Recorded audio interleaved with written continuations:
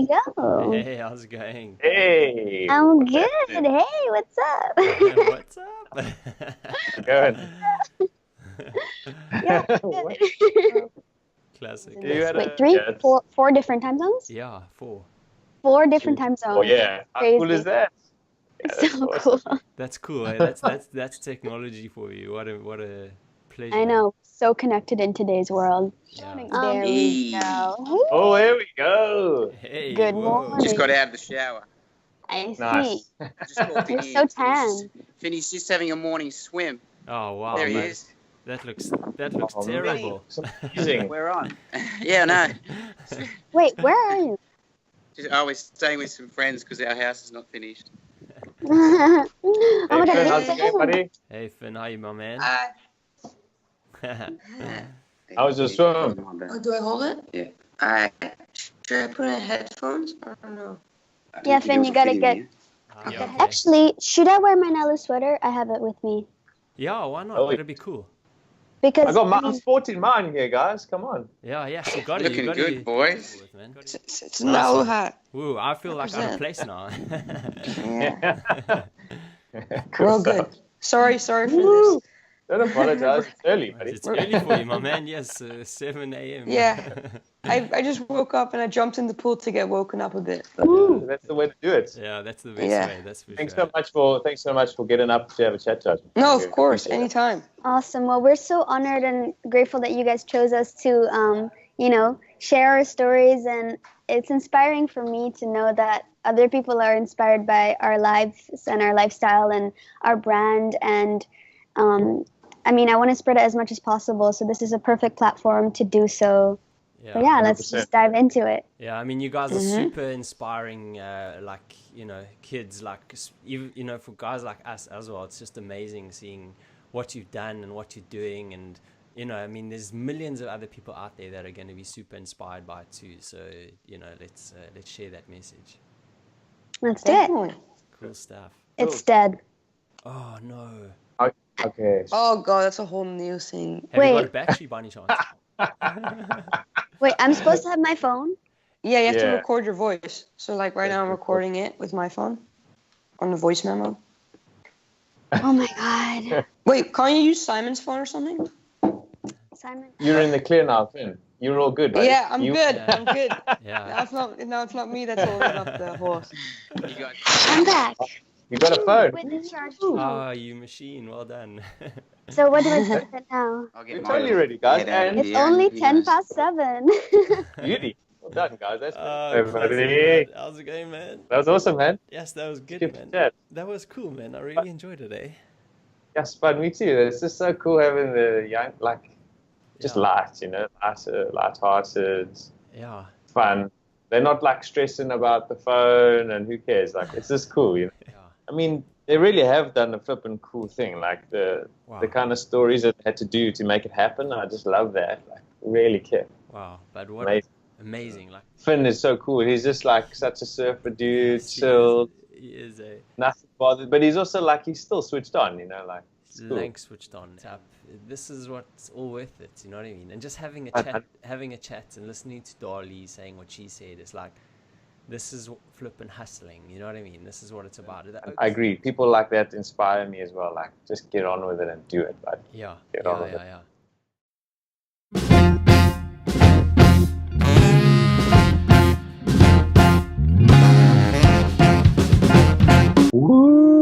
woo! What's up, Gareth? Great, guys. How's it going, my man? How you doing, bud? Pretty awesome, man. How about you? Yeah, very good. Thank you, buddy. Having a good day so far. So, Good. I can see that you have your favorite T-shirt on there, bud. Was that a conscious decision this morning? Let me say I'm a conscious dresser.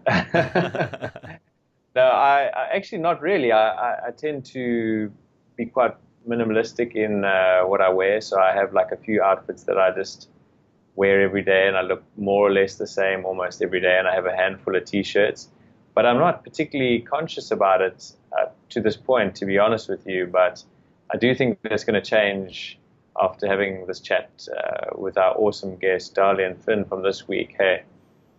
Yeah, definitely. It was super fascinating chat, and they go into, you know, a bit of detail about the impact that the clothing industry has on the environment, and it definitely kind of opens your eyes, you know what I mean? Like, and you become more conscious of kind of what you are wearing as a result of listening to the chat, that's for sure.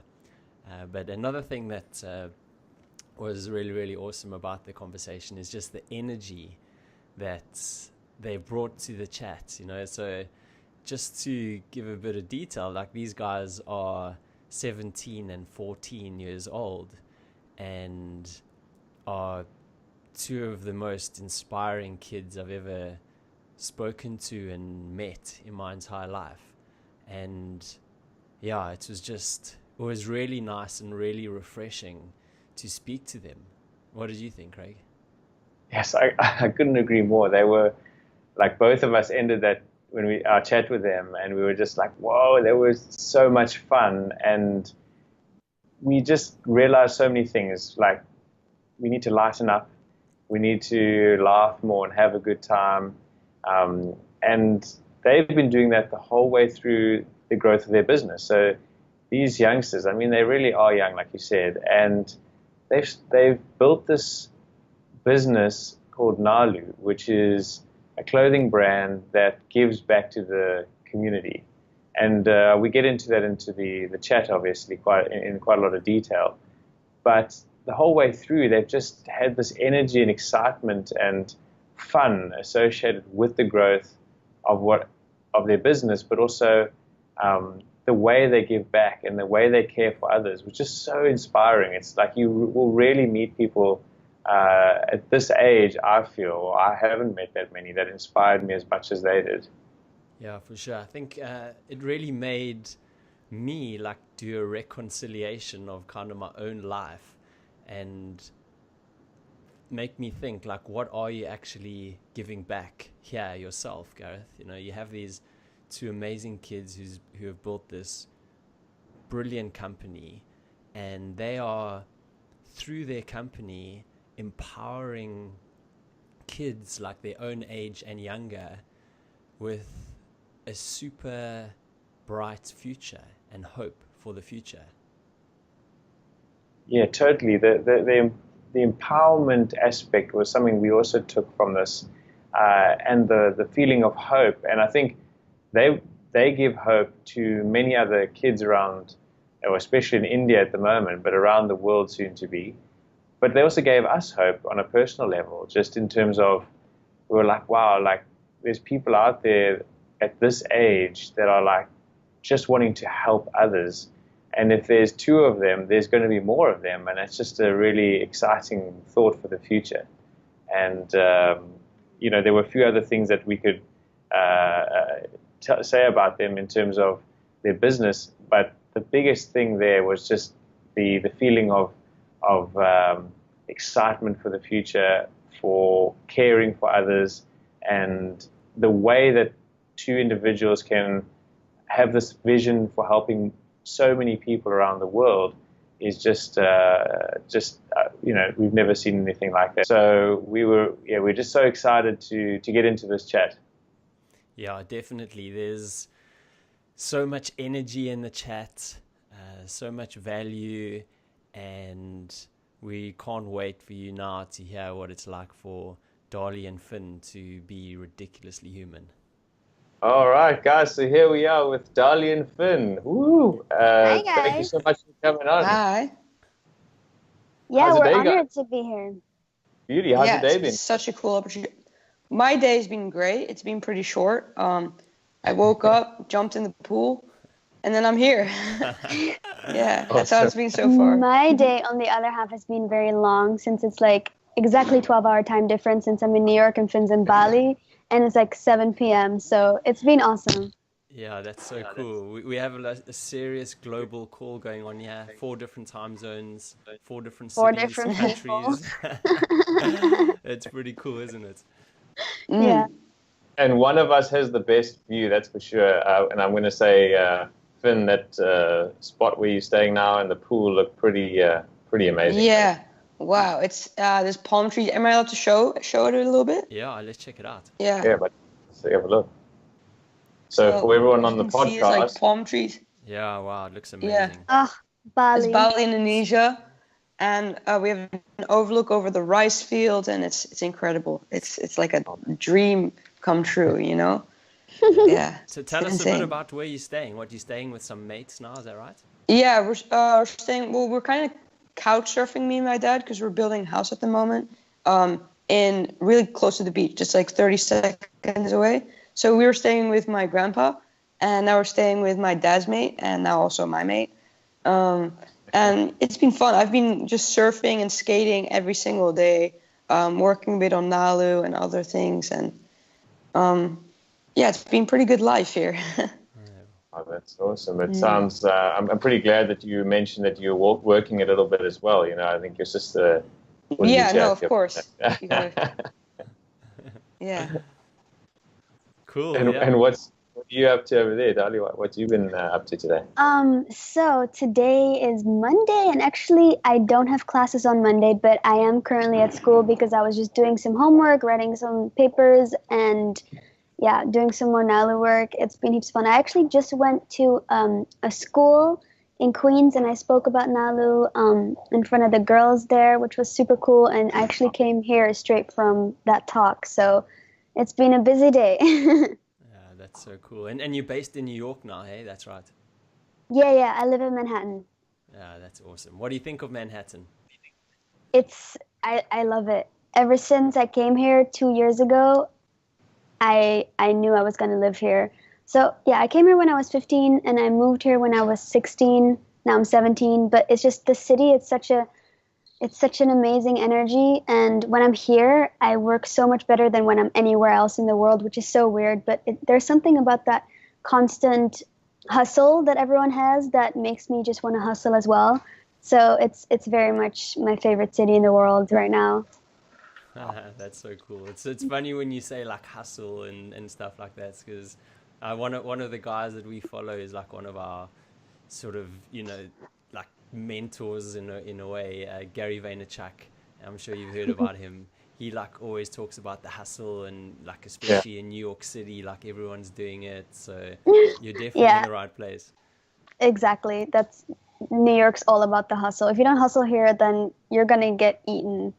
So it's been busy, but I love it.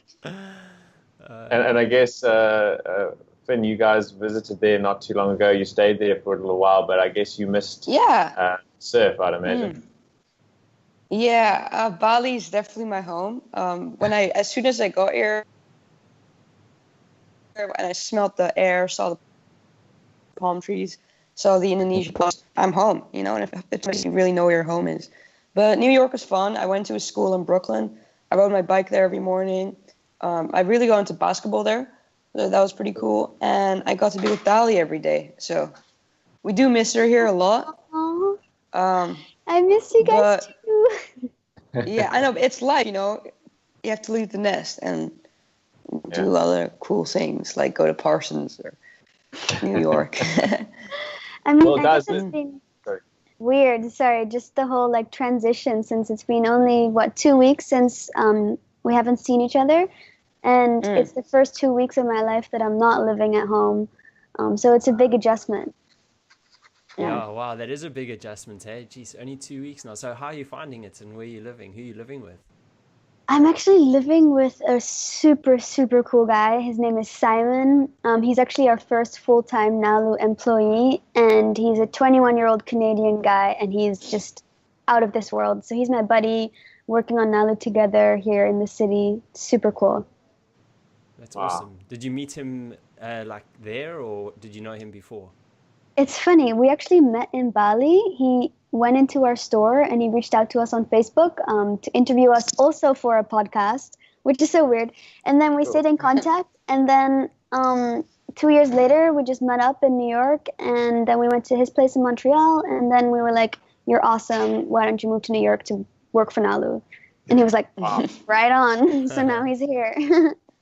And what does Simon do? Is he like, what is his current role there at the moment?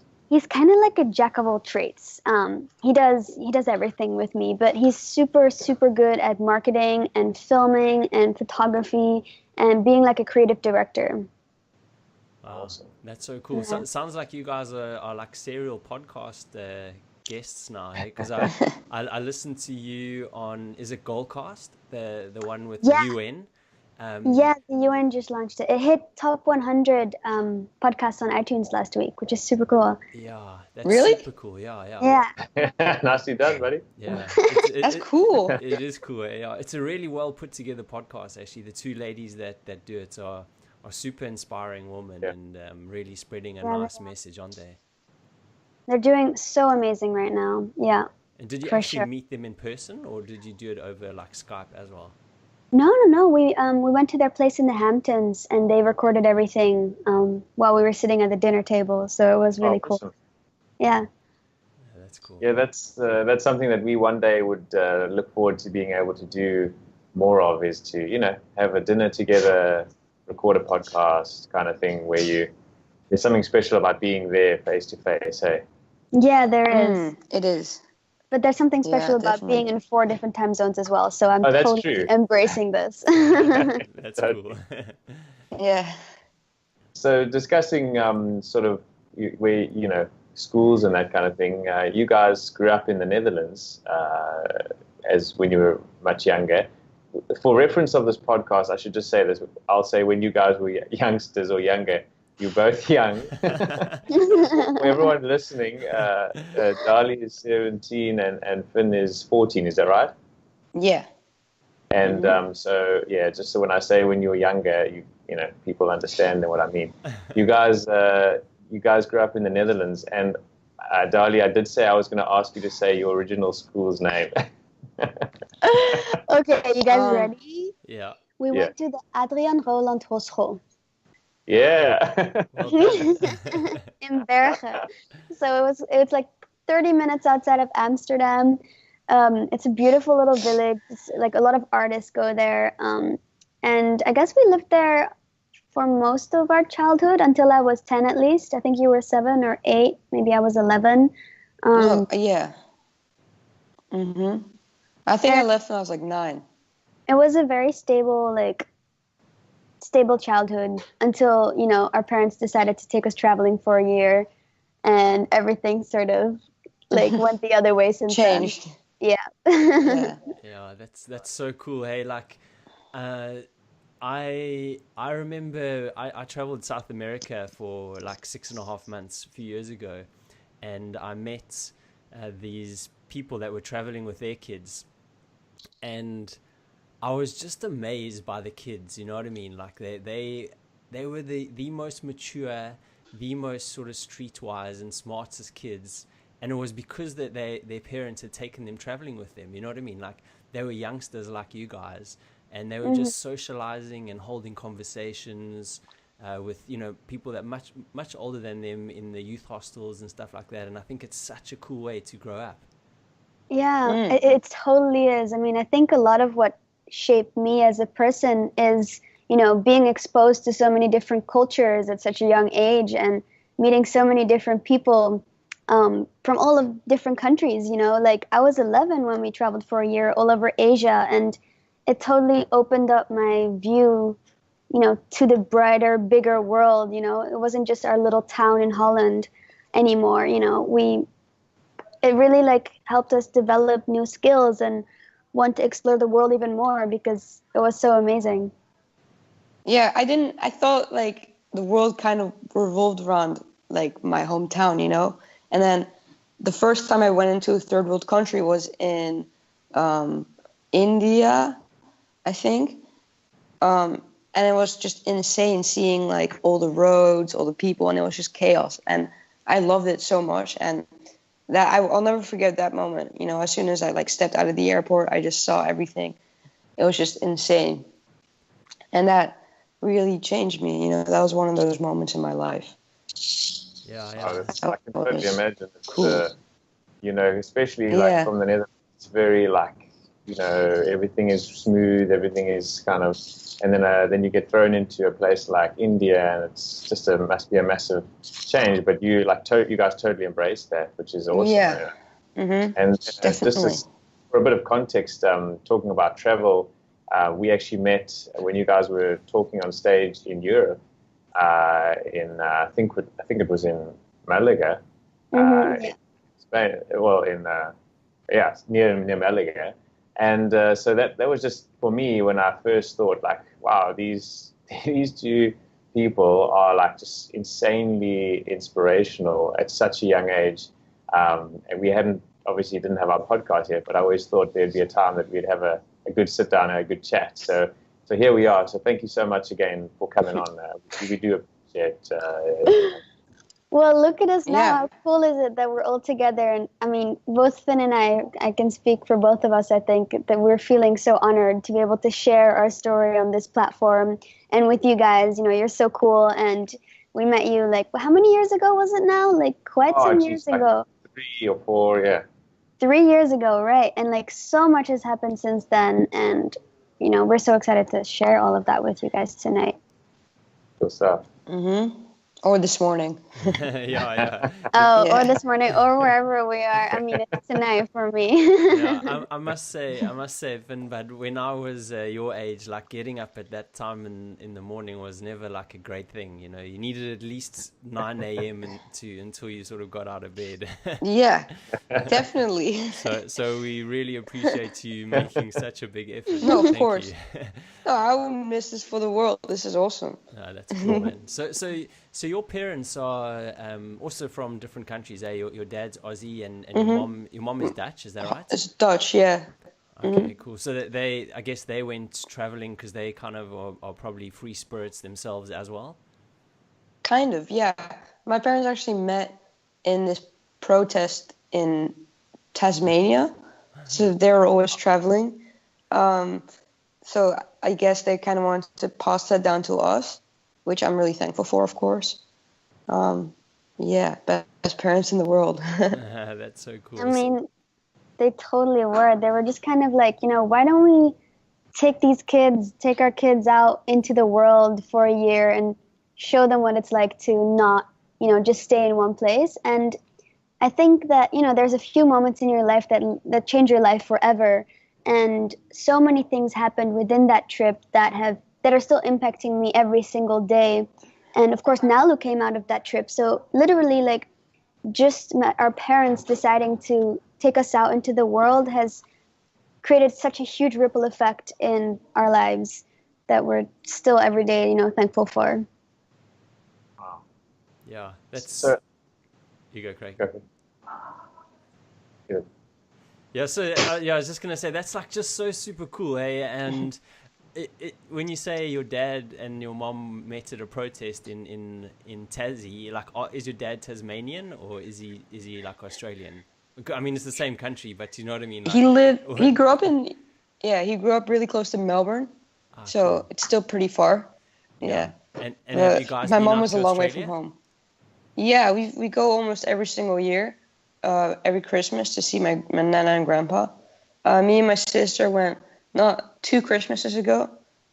Just me and my sister, so it was like a DALI FINN trip to visit my grandparents. That was so much fun. Just the two it of was us the flying best. to Australia, yeah.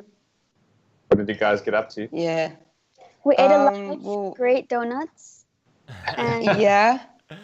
And Australian food, because my nana really likes to make these things called snowballs, which is basically like condensed milk and cookies and like, yeah, and we just used to make them all the time and eat them. But slowly Nana's getting a bit older, so now we're kind of like making them like for her, alone. Now she doesn't remember how many cookies we ate, so we can just eat all of them. Yeah. As many as you want. Mm-hmm. Oh, that's awesome. So you guys have really like literally traveled the world already, like just, even without your parents, which is pretty amazing. And so tell us about when your parents first decided, okay, we're going to go travel the world. Where was the first place you guys went to? Nepal? Nepal or India? Gosh, I can't remember. I think it was India, like Sri Lanka. Lanka, right? Yeah, I mean, we'd been to Australia, of course, while we were still living in Holland because we wanted to visit our family, but we'd never really been out into Asia. So I think it was either Nepal or India that was like our first. No, yeah, you're right, Finn. It was Nepal. It was our first. We just booked a one-way ticket to Nepal.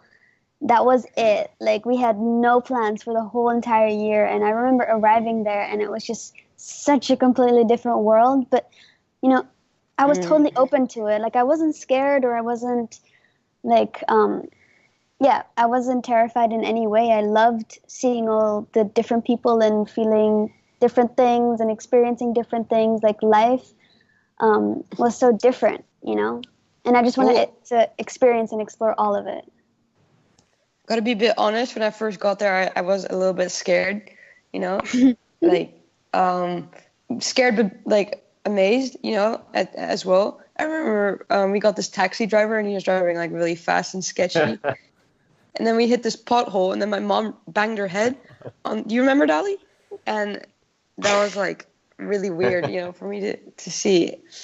But yeah, to see like that chaos, and now that's kind of just turned into my life because Bali is only chaos. And it's turned normal for me. It's weird for me to go to Holland or Australia or America. That's weird for me now, because it's really just, this is my life now. Yeah, that's so cool. Yeah. I also remember, like, whenever I used to go on trips to Asia, like, the driving is always just insane. Like, they're crazy. I actually learned how to drive a car in that craziness. So it is crazy. But I think if you can drive like in Bali, you can drive anywhere.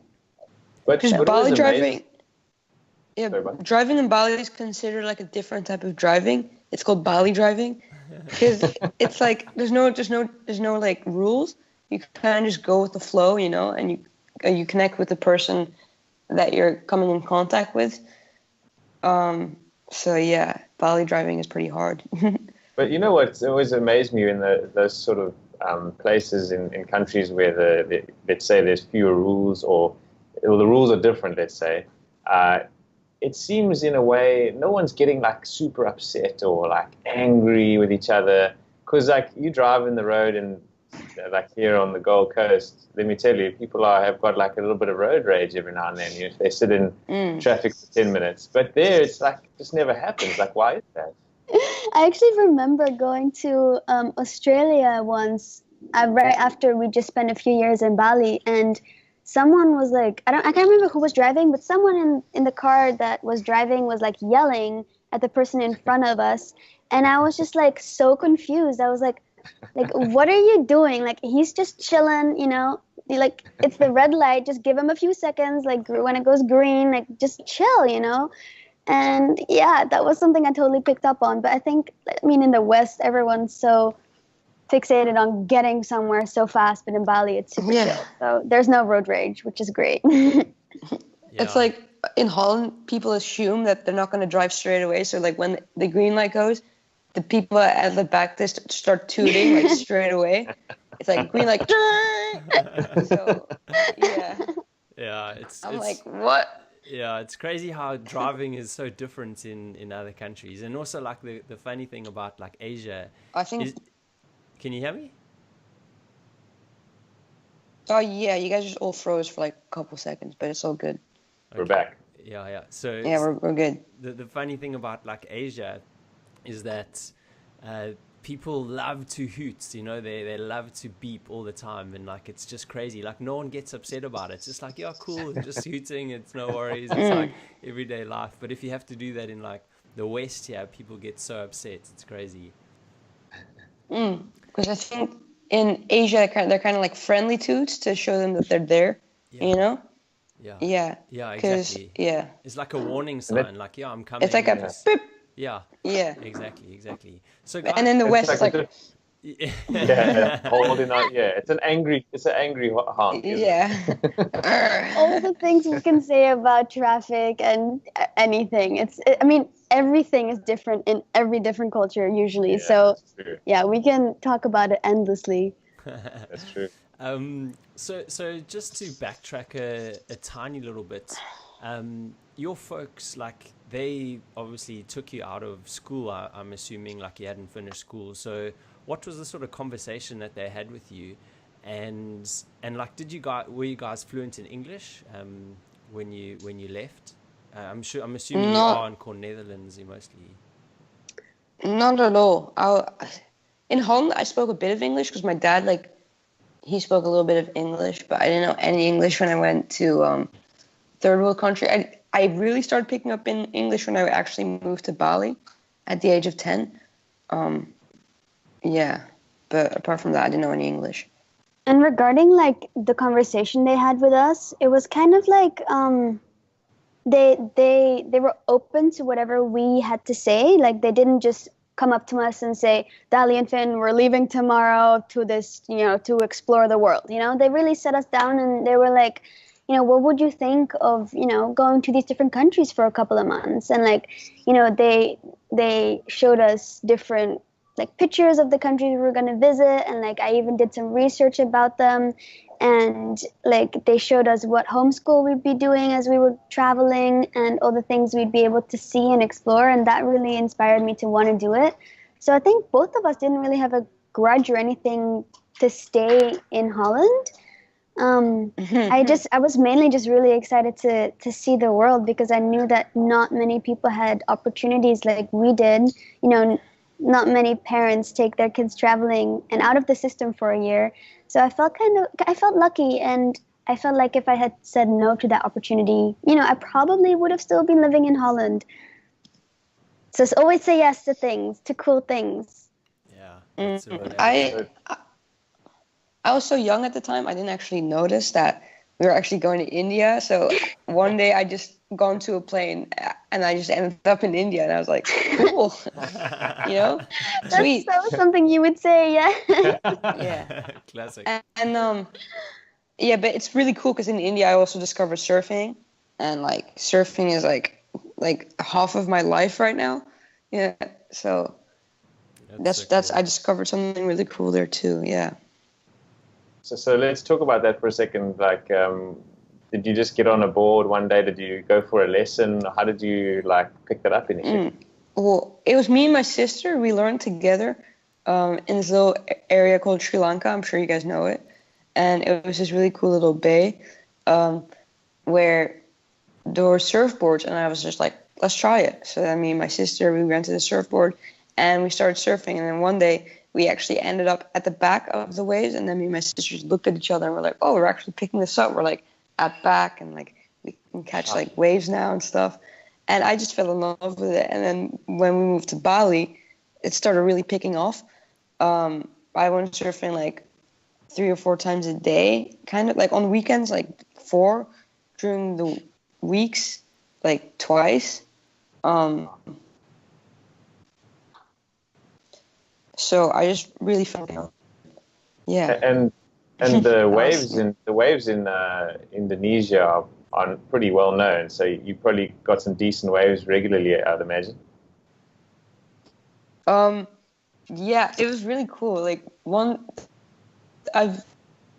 there's this place called Geometry there, and I went, like, I think almost a year ago now with a couple buddies, and that was, like, the first time I really saw, like, the power of the ocean, you'd say, because I was, like, paddling, and then I just caught a wave, so I was paddling back out, and then this 10-foot set just comes rising up in the back, and it just crushed me, but I didn't mind. I was, like, loving that moment, just like while I was, like, part of the wave. It was really cool. Yeah. So there's nothing I really don't like. I've heard your dad discuss sort of his surfing journey, and he really puts it in such a beautiful way of, like, sort of a connection to nature and a sort of a form of meditation while he's out there. And so I presume he's been surfing a little, for a while, but I can see you've got that same sort of passion that he does about it as well, which is really cool.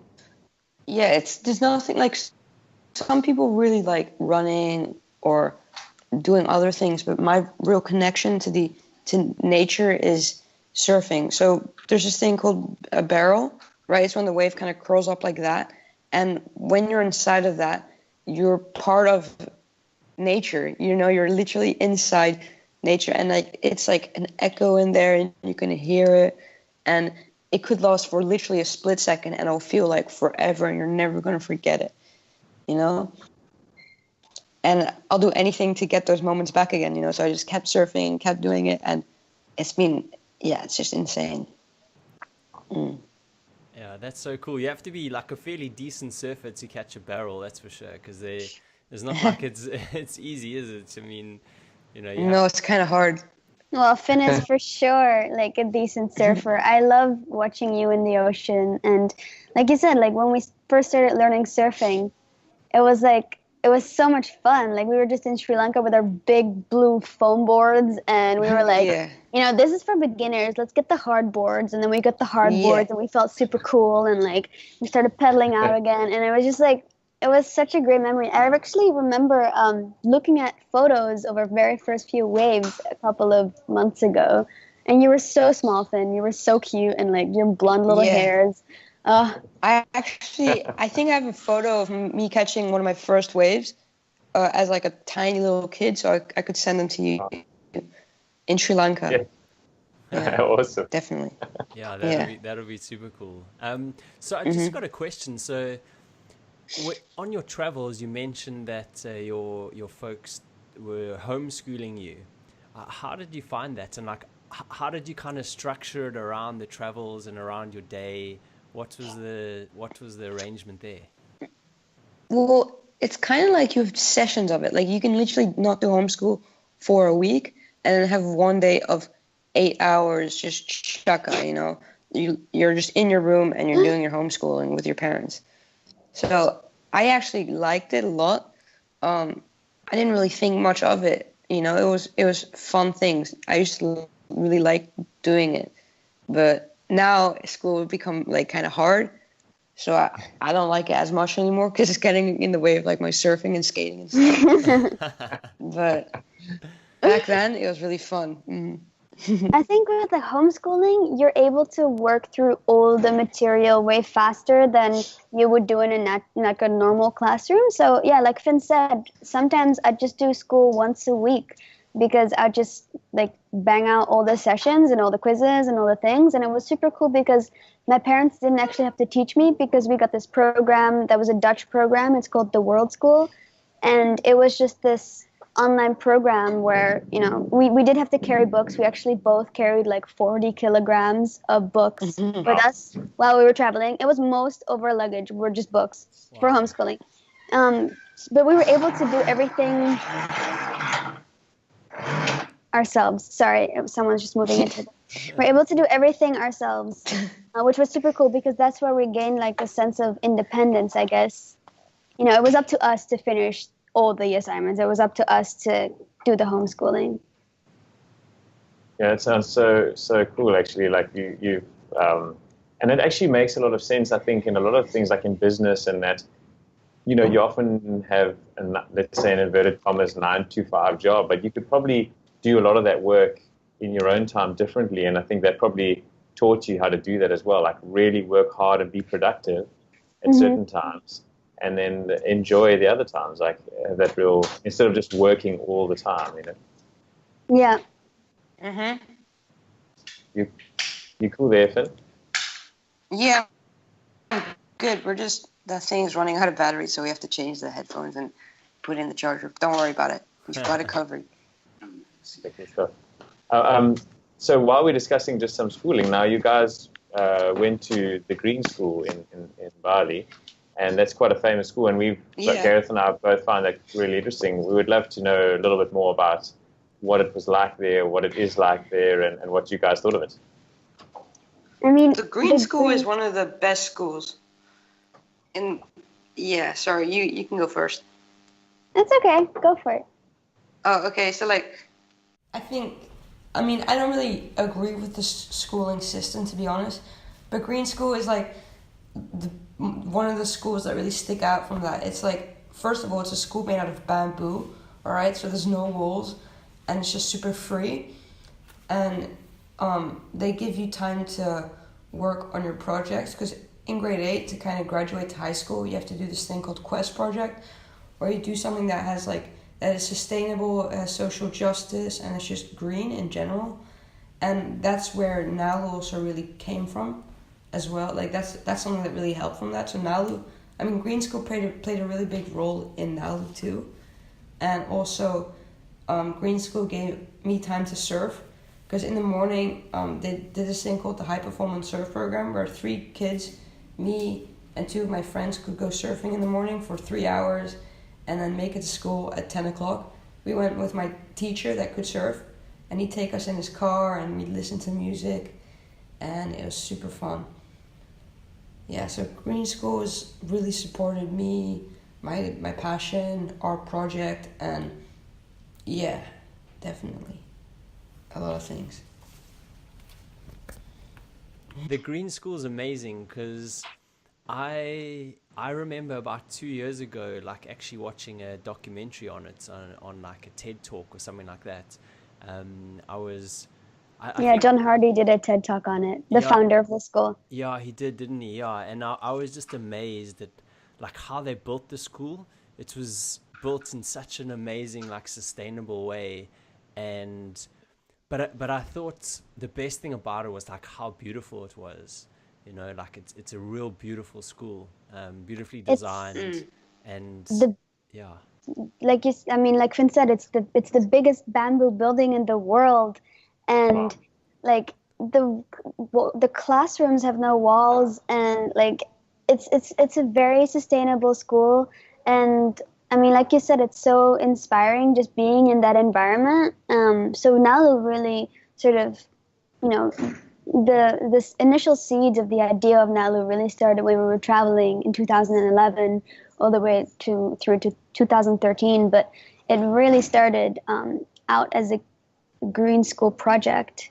So that's super, super cool. And we're so thankful for everyone, in Green School, the community, the teachers, the actual environment, for us to be able to, have the time and space and resources to build Nalu from scratch in Bali. Yeah. So let's talk about that for a second. So you guys went traveling, and you traveled the world, but your parents would also do some volunteer work in a specific place in India. And from what I understand, you guys would go there, had been there more than once, a few times. Is that right? Yeah, so how it was is in 2013, when Finn and I and our parents went traveling, our parents were volunteering as chiropractors in the local schools in India. And Finn and I, we just created friends with the children in the playgrounds. We learned the local dances, we learned their local games, we ate their local food. We just created friends with these beautiful people, and it kind of became our second home, that we wanted to go back there each year. And each year we did go back to the same place. And each year my parents, they were volunteering as chiropractors. But at a certain time, of course, I turned 13. And what we realized when we went back to the schools to go visit our friends was that most of my friends weren't at school anymore. And then when we asked, the teachers where our friends were, they told us that in this area, the government pays for school fees and school uniforms only up until they're 12 years old. But after 12, they stop with the uniform contribution, which causes these enormous school dropout levels, especially in these poor communities, because without a school uniform, you are not allowed to go to school. And in these poor communities, a lot of the families don't have enough money to pay for a $10 school uniform. Wow. And then, when we realized that, our friends weren't at school anymore, we asked them, well, then where are our friends now? And then they told us that most of them are either working in factories or staying at home. And knowing that was happening to the friends that I'd built such a close relationship with, totally broke my heart. So when Finn and I realized that something as simple as a school uniform can literally change someone's life forever, we knew we had to do something. And that's when we started to design and sell T-shirts to pay for our friends' school uniforms. And it started really slow. We didn't like how slow it started.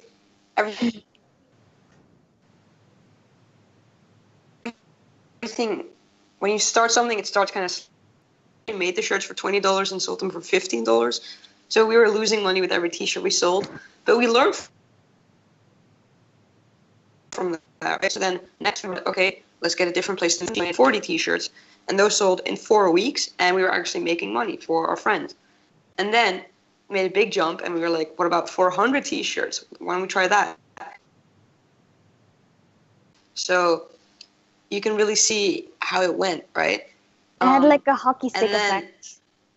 Yeah, and then our parents were like, okay, if you sell 400 T-shirts, we're going to pay for your ticket to India so that you could hand deliver these school uniforms.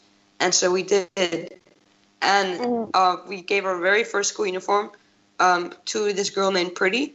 And then when we gave her the school uniform, she just smelt it. She looked into her eyes because this was the first new piece of clothing that she's ever touched, right? Wow. And then she was like, for me? And then we were like, yes. And then we gave it to her, and she like went down and like she like touched our feet, and that was my first time seeing that. It's like seeing something react for a new piece of clothing.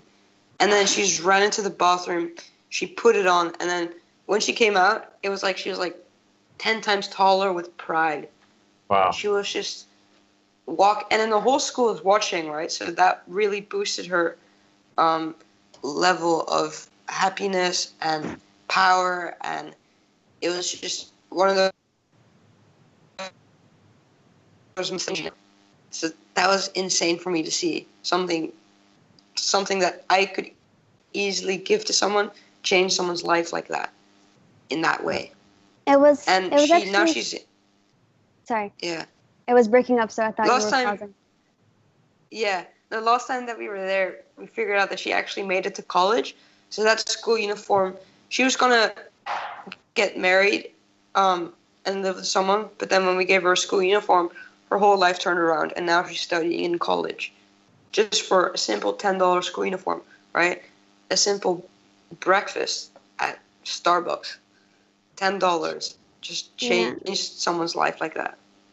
I mean, it really puts things into perspective, and it shows that this whole Nalu thing is actually working. So we've given over 8,000 school uniforms now. And since we started giving school uniforms within the pilot school that we first started giving school uniforms, enrollment has doubled because kids from all around the neighboring villages started hearing that they could go back to school. So they did. So all of a sudden, these schools had twice as many people at the school. Grades have gone up by an average of 25% because these students feel so much more proud to be part of this school that their self-esteem has gone up so much that their grades have gone up. And like last but not least, teenage pregnancy is trending downwards in the local villages surrounding the schools because girls are staying in school longer. Wow. That's like, that is such an amazing story. I literally, I can't even believe like I'm listening to something that's cool and that's like touching. You know what I mean? You literally, like through your own goodness, you know, and wanting the better for other people, you've changed so many people's lives. That's truly sensational. You must be super proud. Thank you so much. I mean, it's something that every single time I sell a product, like anything I sell, like it just puts it back into my perspective. It puts me back into my mind. Like, you know, I just made sure, you know, that we can give school uniforms now because like for every 4 products we sell, we give 1 school uniform. We're able to do that. So every time the 4th product gets sold, I'm like, that's another uniform. That's another person's life change. Because I was speaking at a school today to a younger audience than me, and I asked them what they wanted to be, and a lot of them, you know, had these great passions that they were like, you know, I want to be an astronaut or I want to be a dancer. And I was like, you know, there's a girl that's the exact same age as you. They're also 13 and they're just born on the other side of the world, and they want the same things as you. They just want to do what they love. But just because they were born on the other side of the world and can't afford to pay for a $10 school uniform, they can't do the things that they want to do. You know, they can't achieve the things that, you know, they set the goals for because we really think that education, like, it breaks the poverty cycle, and education is like the key to freedom almost, because it allows you to think for yourself and it allows you to break out of that poverty cycle. So then I asked these kids that I spoke to today, like, isn't that unfair? Like, what do you think about that? And their mind just opened up and they were like, you know what? Like, I'm going to do as much as possible as I can, to make sure that everyone has access to education, because everyone should have the right to education, Yeah, It was it's so really interesting. cool.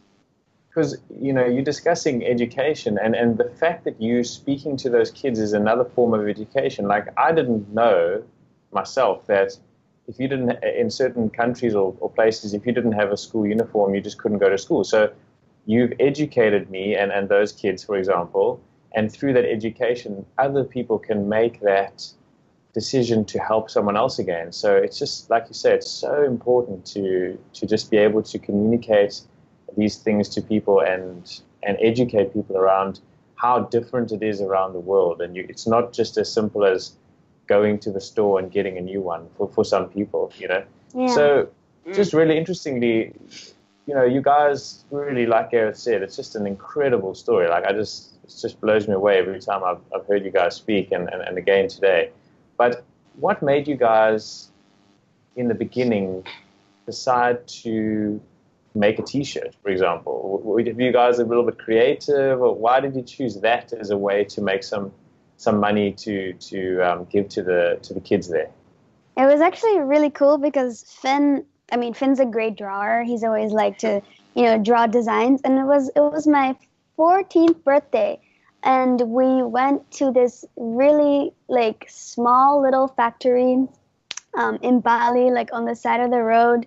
And I sat down and Finn rocked up with this drawing, and we were like, let's make some shirts. So they showed us all these different swatches and they showed us all these different, like, designs.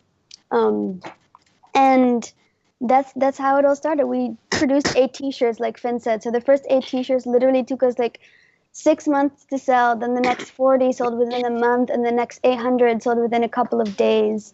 So yeah, it had like a hockey stick effect, which was super cool. Wow. We actually still are selling the very first design in the shop, and it's just so cool to see that, how it's grown like that, like, I look at the first design and then I look at the latest design, and it's just escalated so far. Like, I can't even imagine that it's growing so big and so fast, And it's also like, it's so simple, like, we were thinking, how can we change people's minds into thinking that, you don't have to go out of your way to help other people. Like, it should be incorporated in your everyday life. And we were thinking, like, what do people do every single day? Well, every single person dresses themselves every single day, usually. Like, not everyone, but most people do that, right? So we thought, if we can create clothing that gives back, then anyone who chooses to wear the clothing that gives back are doing something without actually going out of the way. Because people need sweaters, people need T-shirts, caps anyway. So why not get one that gives back at the same time? And yeah, that's it's why really we that simple. Clicked. So, like, you wake up in the morning, you put on your Nalu T-shirt, you put on your Nalu socks, Nalu backpack, Nalu sweater, and then you've got 4 products, and then you just look at yourself and you're like, okay, so there's a kid in India right this second, safe at school, fed, off on their way to college or wherever they're going to fulfill their dreams, instead of on the street working in a factory, or worse, already a mother at the age of 14. So you can really tell yourself that you're a hero if you do that, And also, something clicked with us with clothing and how that connects with people, because we realized that clothing is about so much more than style. Every single thing that you wear shares something about you to the outside world, and it often ends up setting your mood for the day. So, like, literally from color to style to how it fits to the fabric, every single aspect of your clothing has the potential to either enhance or hinder your vibe for the day. So we realized that finding the clothes that make you feel good about yourself is such an important part of living a life that you love, because how you feel impacts everything you do. And with Nalu products, we take it one step further, in that every single time you slip into your Nalu sweater or your Nalu cap or your Nalu backpack on your back, you know that children are staying in school because of you. Yeah. Oh, I love that. I love that so much, because you can just, Gareth and I discussed this a lot as well. Like, how do you get your mind or your mindset for the day just like top notch, And just imagine when you that ritual of putting on your clothes and knowing that it's helping you, starting your day with a giving mindset. So you walk outside and you're really thinking, how can I help someone else? Or you're really in that frame of mind from the very start of your day. And I think that's just a cool way. Really, like you said, the social side of it is really, really smart. So I love it. And so how were you guys actually communicating with your friends in India? Like, were you speaking English? Did you guys learn any Hindi or any other sort of dialects? That's a good question, because like when I was there, we didn't actually need language to communicate. Language is this thing that people have, and it's handy, but you don't need it, right? So when we got there, we had this cricket bat and this bowl, and we just started playing that. So we communicated through games, kind of, And then they showed us their local games, we showed us our local games. And this one time, I was sitting in the school bus with these people, and this kid sat next to me, and I don't know, I just kind of looked at him, and he looked at me, and then he really reminded me of my best friend in Bali, and then it hit me, like, this kid could drop out and be, like, enslaved, like child slavery, and work for, like, a Kmart factory, And then that moment still drives me today, to keep pushing myself, keep selling Nalu products, keep innovating, keep making new Nalu products. So yeah, to answer your question, we didn't need language to communicate. In my opinion, we communicated through games. Yeah. That's so cool. And where do you guys think this sense of compassion and love came from? I mean, I know kids are more like that than say older people, but yours is quite a deep connection with those emotions. I think the fact that we felt such sameness towards each other really opened up our connection, because when we went into the local villages, we were the first white people they'd ever seen, and they were touching our hair, and they were so in awe of I guess us being so different. But despite that, they were so open, and they welcomed us so welcomely into their communities, and they gave us food, and they taught us how to dance. And that's like how Finn said, that's how we communicated with them, and we remembered their faces, and we didn't know, of course, their names. So when we went back there each year, it was kind of like the connection was always still there, and we just built this amazing relationship with them over the years. Yeah. You guys had connected on a play and fun and sort of emotional level without the need for words. So that's almost like a deeper connection in some ways, I guess. And so when you saw that they were gone all of a sudden, it must have been really sort of a really emotional thing deep down inside of you guys, and that's why you both remember that moment really so clearly, I guess. Mm-hmm. It's kind of like the driving force of everything we do, because things with Nalu, they do get tough sometimes. Sorry, I think it broke off for a second. You can go. Me? I forgot what I was going to say. Oh yeah, I was already kind of set. Yeah. No. Wait, can you hear me?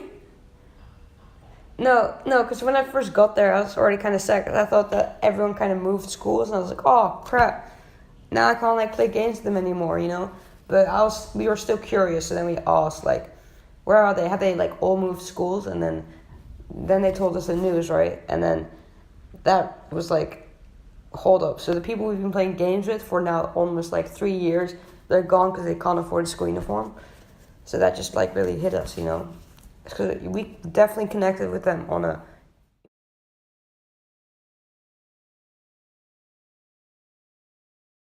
And guys, how did you come up with the model that you came up with? Yes. What were you gonna say? So I think Finn can answer that question really well, because we've had a lot of critics as we've gone along with Nalu over the past few years. And one of them was about organics, which we can go into later.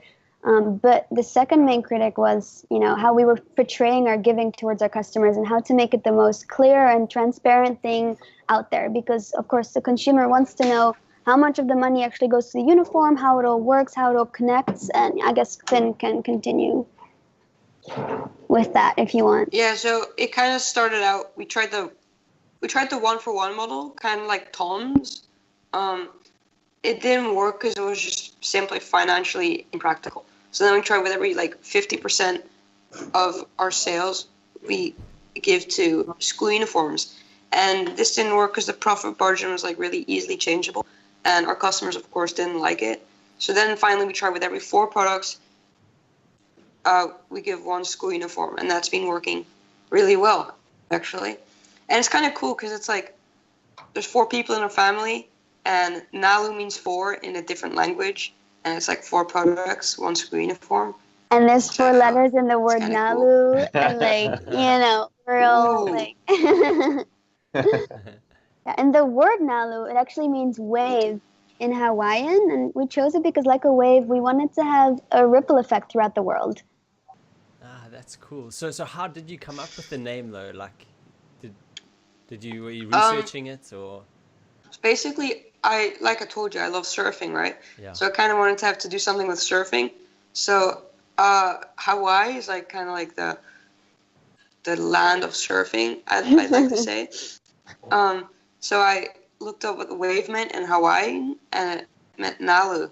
So I was like, Nalu, that's a really cool name. And then nobody really had the name.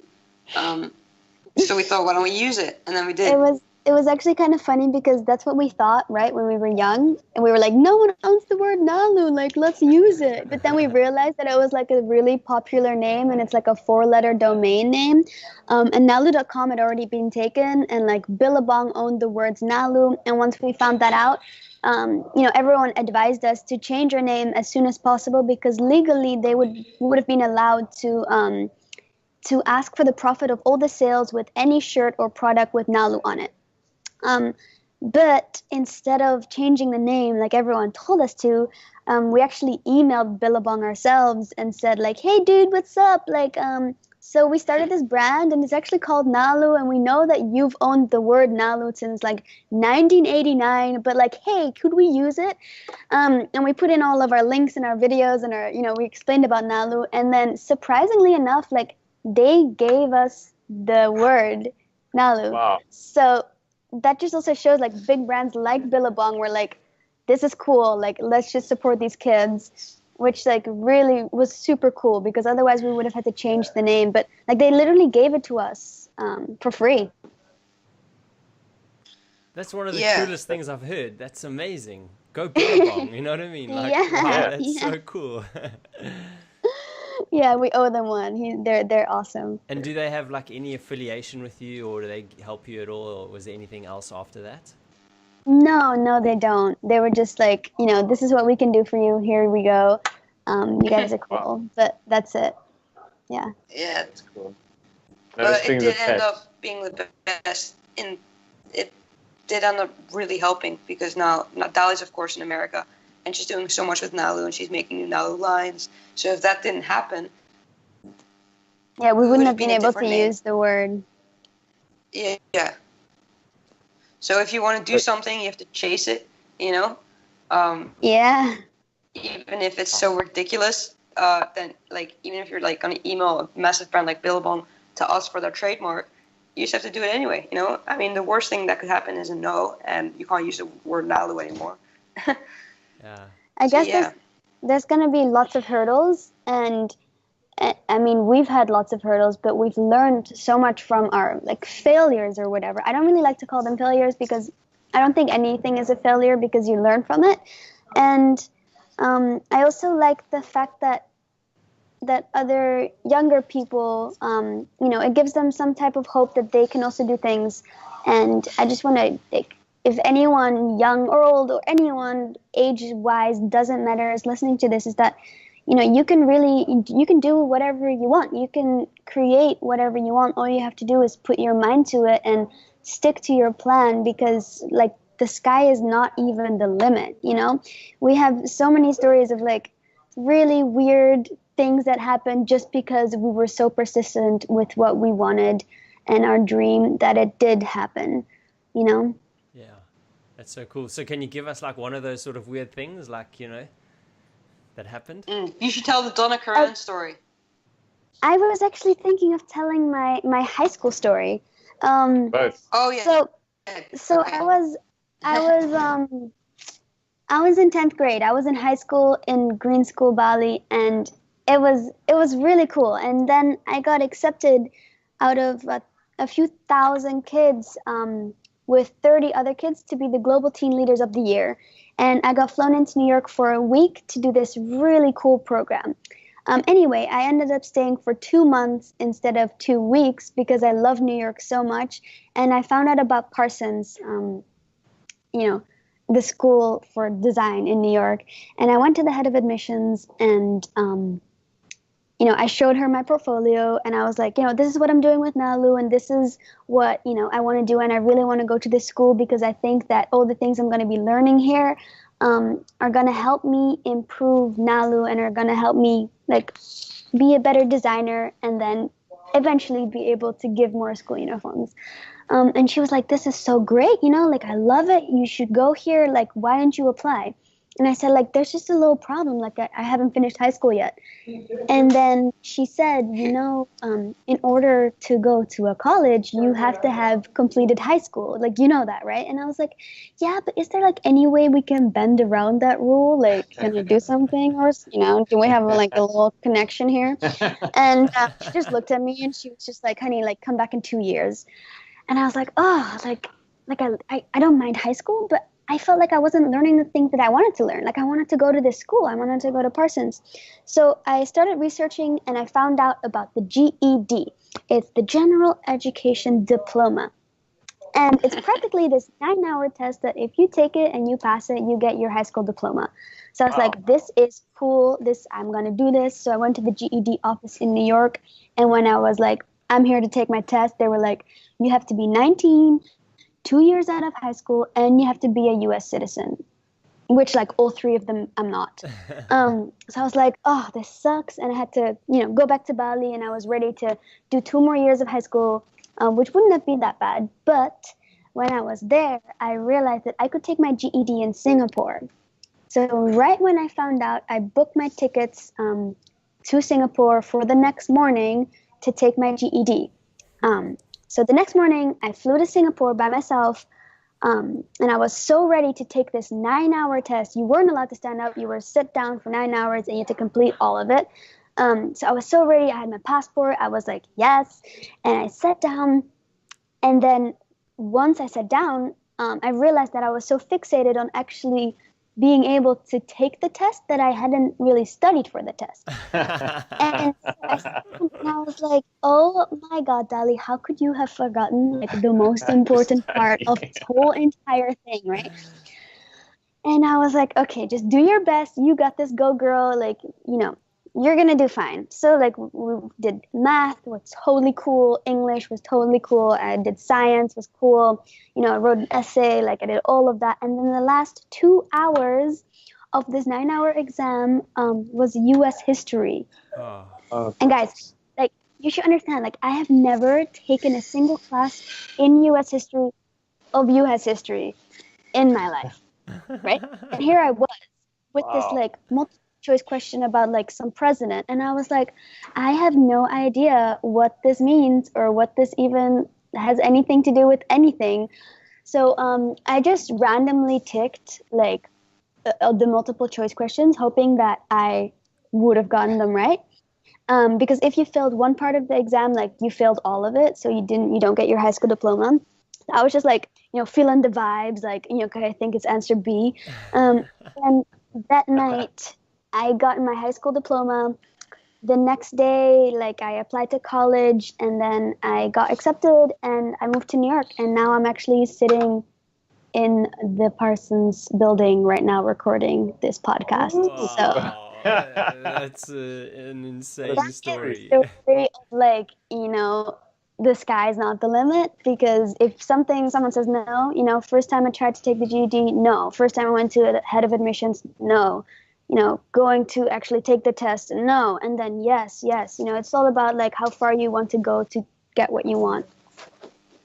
That's one of the coolest stories literally I've ever heard. It's just, time and again, you hear these stories of, like, people have done amazing things in their lives, and then often other people look at them and go, wow, look at that person, like, they're so lucky.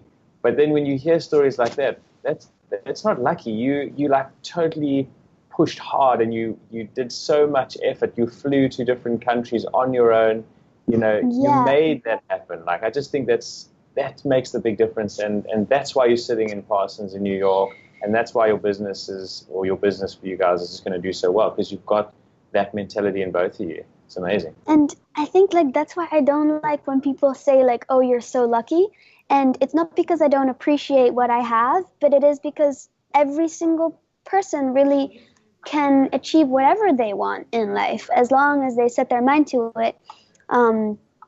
So I hope to, like, through, sharing stories like these, and through, like, different podcasts and different mediums, to, like, tell people to, wake up and know that they can do whatever they want to do.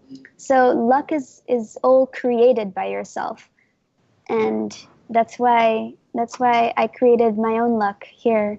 And I'm so grateful for that, but it was scary, because you do have to take a lot of leaps. Like, my parents were so scared, especially because I was about to drop out of high school and, like, go to this college, so a lot of things were changing really fast, but I was so set onto what I wanted that it ended up being exactly perfect.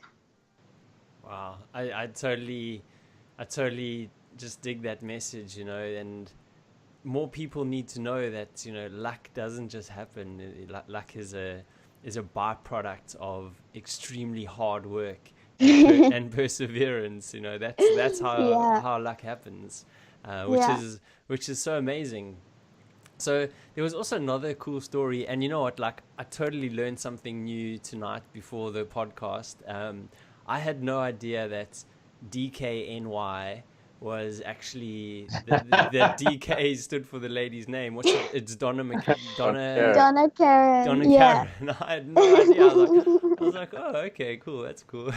Actually, weirdly enough, not a lot of people know that, but, like, in New York, everyone knows it. But when I talk to other people from other countries, they're like, what is it? Yeah. So yeah, I'm happy you know now. Yeah, no. So that was a really cool story as well. I mean, can you just tell us a little bit about that quickly? Yeah, I remember she was always one of my big inspirations, and I wanted Nalu to move a little faster. This was before the whole move to New York, and before taking my GED and applying to college. This was like maybe half a year before that, and I thought, like, I want, like, we're selling T-shirts and we're giving school uniforms and it's going great, but I want more. Like, the world is ready for this, So I set up a meeting with Donna Karen, and my whole family and I flew to New York to see her. And then last minute something happened and she had to cancel the meeting, which was really sad, but we did get to meet with the CEO and we presented Nalu to him and he was like, this is awesome. You know what? Why don't you make some shirts for us? This was in February, right? 2 years ago. Why don't you make some shirts for us and then we can have them in the store by May. So we can sell your product in our store so we can, share your story because this is so awesome. And I was so excited, guys. I was like, yes, this is like the moment. We're going to be selling our products in the store in New York. Like, I was so excited. So I flew back to Bali with our whole family. We made these beautiful shirts, put so much energy into them. And I emailed back, attached photos, everything. I was like, yo, this is so cool. I have all the shirts ready. Where do I send them to?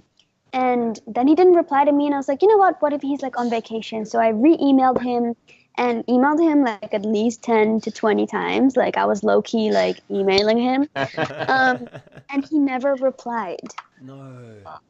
So I was like, again, this story of like, don't let anything stop you from your dreams. So he didn't reply, and I could have stopped there and just, I guess, sold the shirts in Bali. But I was like, no, he wanted the shirts in the store by May. So I was like, Mom and Dad, it's Friday.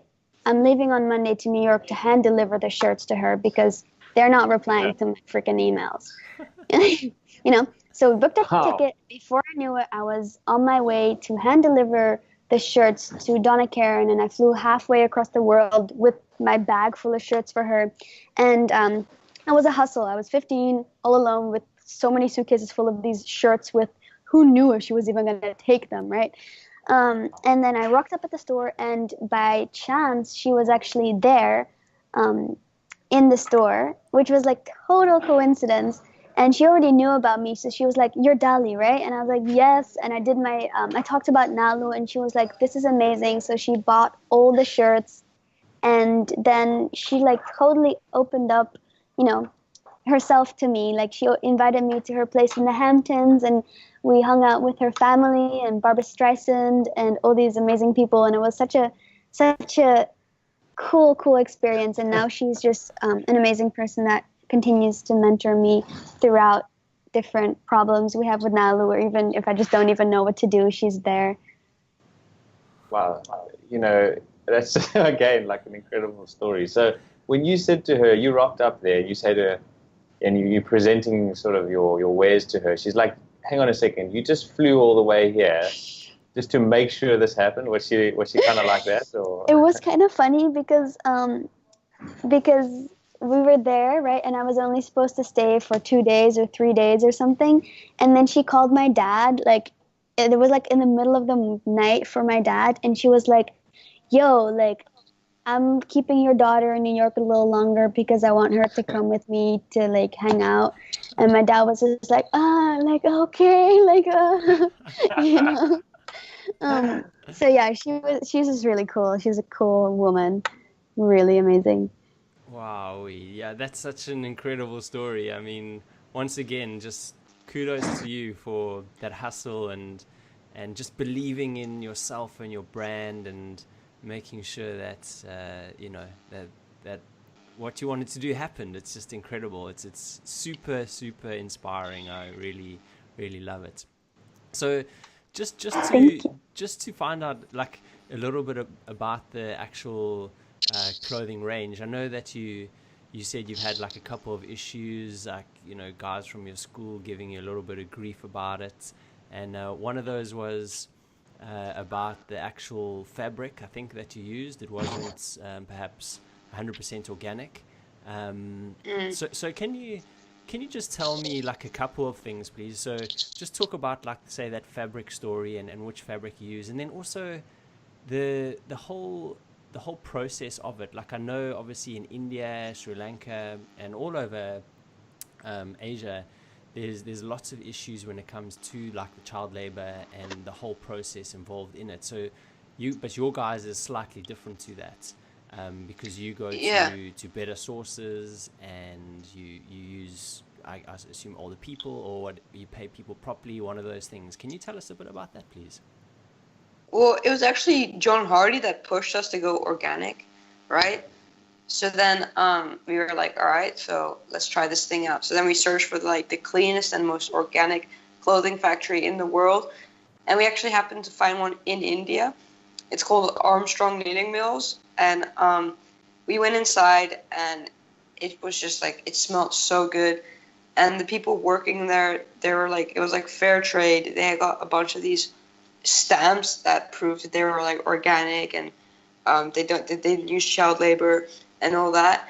And the people working there, they got like a fair amount of space. They got lunch breaks. They got all this good stuff, and you could literally drink their dyes, eat their cottons.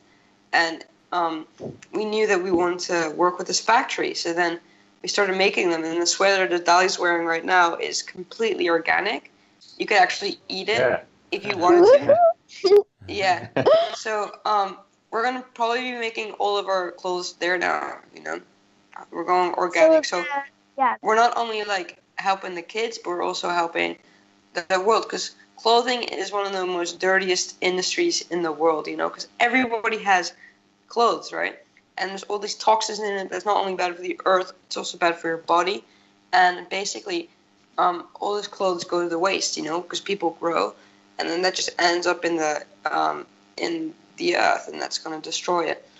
So we don't want to play a role in that, and we decided to go organic. I mean, we go to the green. I mean, we went to the green school, right? So Yeah. we should. So of course. And, I think the thing that really clicked for us was when we found out that with every T-shirt we were producing, we were contributing 150 milliliters of petrochemical poisons into the earth that never leaves the earth ever. And we were like, wow, that's crazy, like, of course we didn't want to contribute to this, so that's why we searched for the cleanest factories on earth, and we found them in India. So Nalu is now moving towards supporting the planet and your health by producing toxic-free streetwear. And who doesn't want streetwear that isn't toxic, right? Yeah. And gives back at the same time. Yeah, totally. That's again that education thing. Like, I didn't know that it was that sort of thing was happening either. It sounds really scary when you put it like that. And if there is an alternative, then why not? Like, it seems so sort of logical. I mean, the fashion industry is the second largest consumer of water besides the meat industry. And I mean, over 1 billion people don't have access to clean water. So literally by wearing your clothes, you're like ruining the planet. And we didn't want to play a role in that, which is why we chose to go organic. Powerful. Love it. It's so great. So you guys are truly connected with earth and nature, and you're fantastic people, and it's such a breath of fresh air, you know what I mean, just to meet youngsters that have this kind of awesome vision and loving of the earth, which is brilliant. So just to find out a little bit more, like the company, right? It's just you two guys, or do you have like some sort of help from your folks? Like how does it all work there? It's like, of course, we have. It's of me and DALI, my mom and dad, and Simon that's staying with DALI. We also have a marketing team that works on our Instagram and websites and stuff like that. But Simon's going to be taking over a lot of that. And then, of course, we have our 3 amazing girls that work in the store full-time in Indonesia. They're literally, like, incredible, and they're totally part of, like, the whole entire brand. And without them, like, without anybody from this whole Nalu system, like, it would fall apart, So Finn and I are very much the storytellers and the communicators and the design aspect of it. But don't ask me to, like, calculate the numbers of what goes where and how goes what, because I'll probably do something wrong. So that's why we have people that like know how to do that in our team, so that we can all play our roles, and so that this whole Nalu company can move along as smoothly as possible. Yeah, it's like this whole entire system, if one thing isn't part of the system, it's not going to work, Yeah. So we also, we always like to credit, everyone that is helping us and everyone that is part of the team, because, as together we achieve more, and together, we're able to do this. And of course, all the mentors and people that have helped us along the way, like people like John Hardy, or like Donna Karen, or like Barna, or people, even parents from the school, from the green school, they've all like mentored us and given us free, time and advice, and all of that has made it possible for us to be the best versions of ourselves and create the best companies in Nalu. Yeah. It's so important to have the right people around you. Hey, like just and coming back to being role models, it's just once again you realize that role models can be. It's not just an older person that's done something. Like, you guys are literally role models to people younger and older than you, and I think that's really cool. But I was just wondering, like, when you were talking there, I was thinking, what is the dinner table discussion with, like, when the four of you, mum, dad, and Finn and Dali, are all together? Do you discuss, like, I like that T-shirt, or like, I want to go in that direction? It must be really interesting, like, dinner time topics. Yeah, well, it was. You go, Finn. Yeah, you go. Okay. I mean, it is so cool to have a family business because, like, it keeps us connected in more than just, like, a family setting way. And, like, of course, there's parts where you're just like, ugh, I hate it when he does that, or please don't show me that design, or, like, you know, you get, like, annoyed at each other sometimes, but it's all out of complete love. And, like, I really like it. I really like having a family business. And I also really like that we have one person in the team full-time that's also not part of the family, but he is sort of part of the Nalu family now.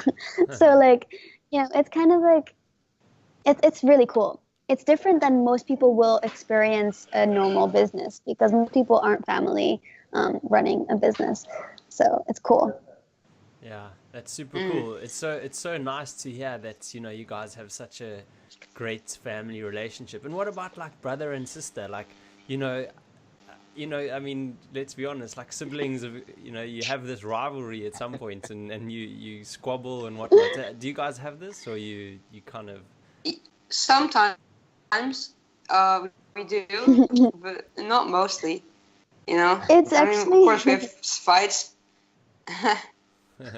Yeah. What is it? Actually, the third time that someone asked me this today, which is super weird because not many people ask me this. But I think, like, you know, like any siblings, you have little conversations, but it's like I said, it's all out of love. And at the end of the day, like, I think we just love each other so much that whatever we do, like, it's fine. You know, we're family. And family is supposed to stick together and stay as close as possible. And the closer that our relationship is, the better that we can work together, and the better that Nalu works, and then the more school uniforms we can give. So, like, you know, it all works together like that. Mm-hmm. Yeah, that's super awesome. And so I agree. So, like, before we kind of wrap up, can you just let us know, like, what is the future plans for you guys? Because I can imagine that you both are role models for, you know, your peers. So, you know, do you what are your plans around that? Do you do sort of any, like, mentoring or speaking or whatever? And then also, what can we expect from the future of the company? So I think, should we talk about the Nalu Academy real quick, Vinny? Yeah. Or I can. So practically, sure. You know when I didn't finish high school, I realized that there were, you know, today's schooling system isn't created for today's world. You know, like, in order for the youth to completely thrive in today's society, we need other lessons, more things than just math or English and history and science. You know, we need skills like public speaking or communications or sales or how to run a business in real life, you know. And I had been thinking about that for a long time because I wanted to, you know, share that with other students. And then at the same time that I was thinking about these concepts, a lot of young people started reaching out to me and ask me, like, Dali, how can I help with Nalu? Like, I want to be involved and I want to make sure that I can contribute to whatever you're doing as well. So we set up the Nalu Academy, and it's practically this online program. It's a 2 to 4 month course where children or teenagers, really our ages, are learning skills that they are not learning in school that we think you need in order to thrive in today's society.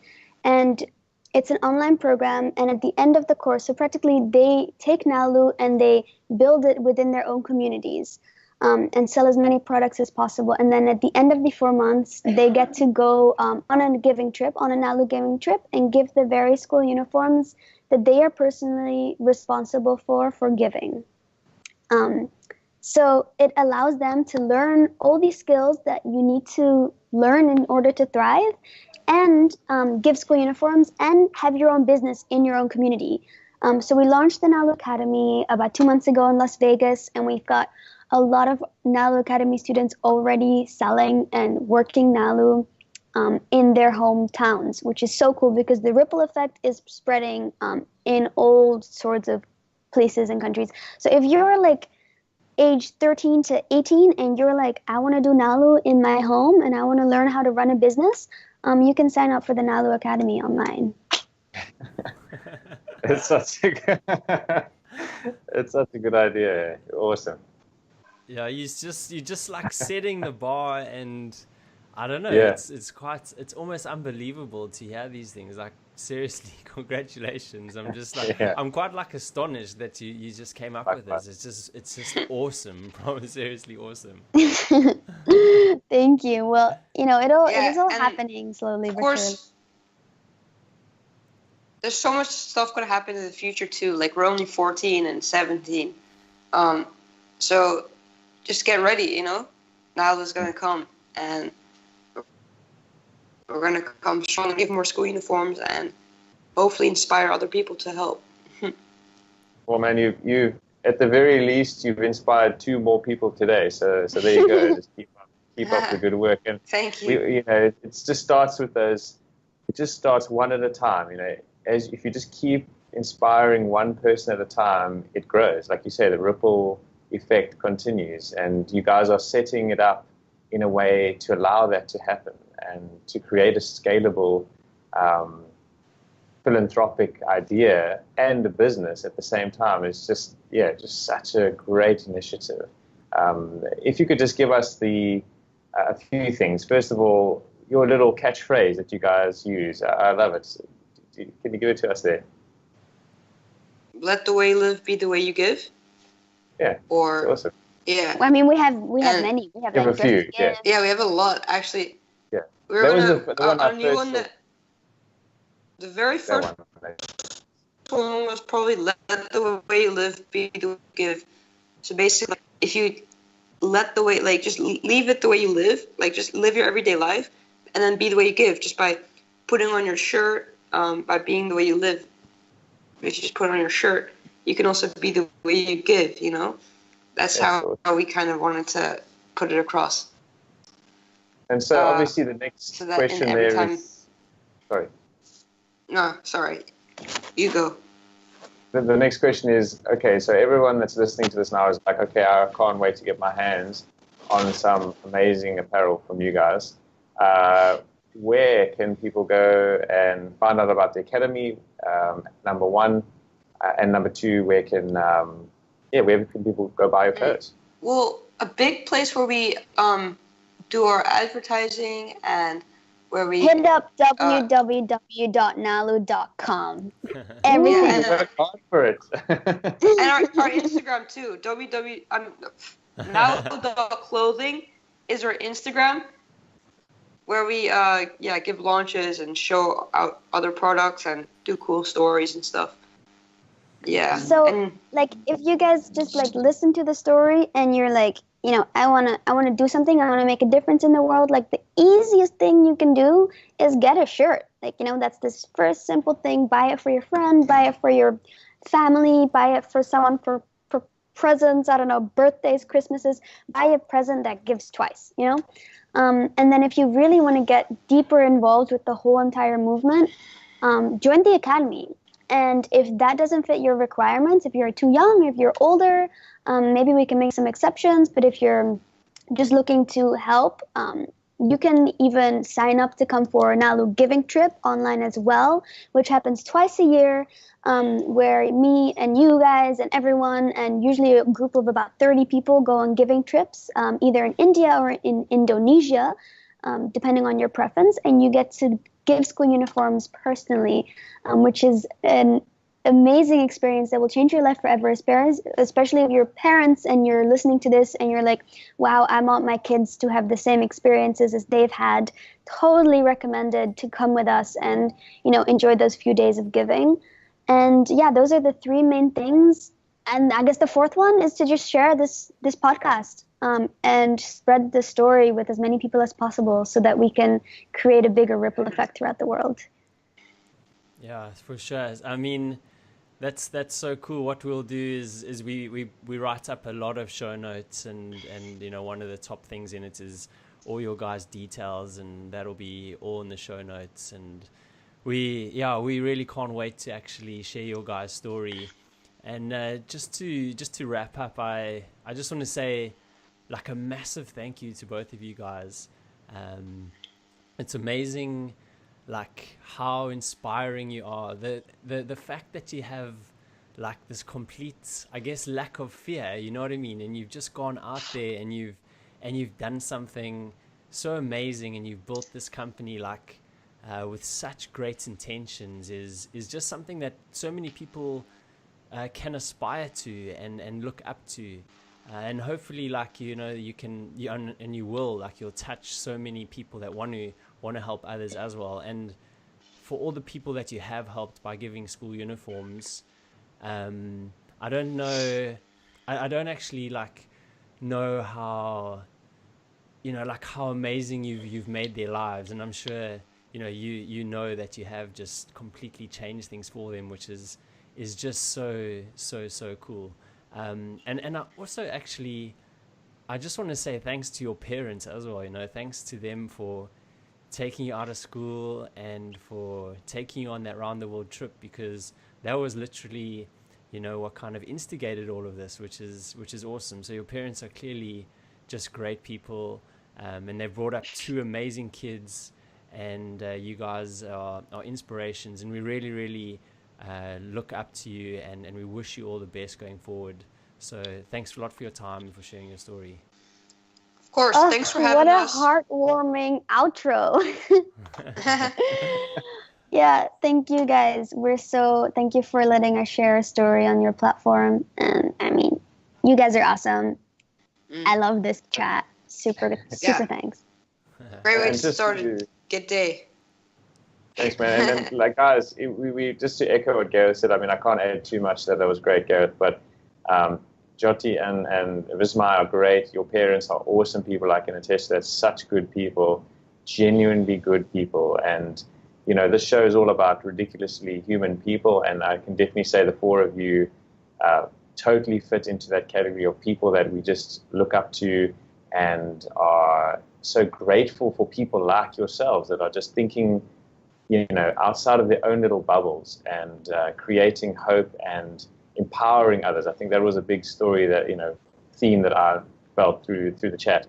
It's just the feeling of empowerment that you can, and so thanks again from my side, and we just can't wait to see where you guys are in the next 6 months, a year, 2 years.